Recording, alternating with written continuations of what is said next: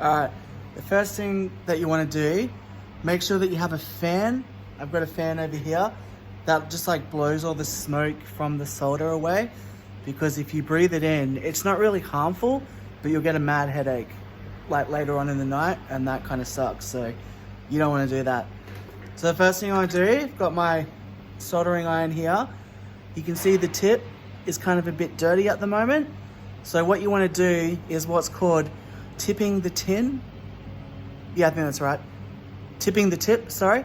So that essentially is going to help keep it nice and clean, and it's going to help with like transferring the heat.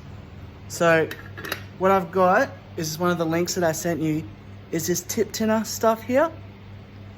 So first thing I'll do, and you'll do this when you first get your soldering iron, because it'll just help when you actually use it.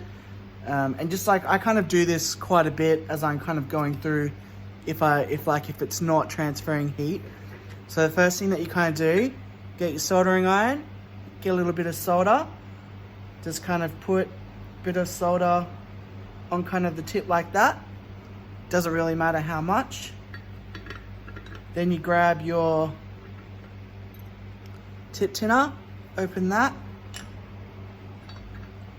get the solder, the soldering iron with the solder on it, and just kind of, whoops, kind of just push it in there, kind of twist it around with this heat and the solder. Get a fair bit on there. It kind of just melts onto it. Then you take your little cleany, meshy thing that you've got, kind of swish it around a bit, and then you'll see that now the tip is nice and clean. It's clean and it's shiny, and that's what you want. So now when I go to actually solder, it's going to transfer the heat really well because it's nice and clean. So yeah, pretty much always just kind of do that as much as you can, and it's just going to help heaps. So that's what the first tip tinner stuff is for.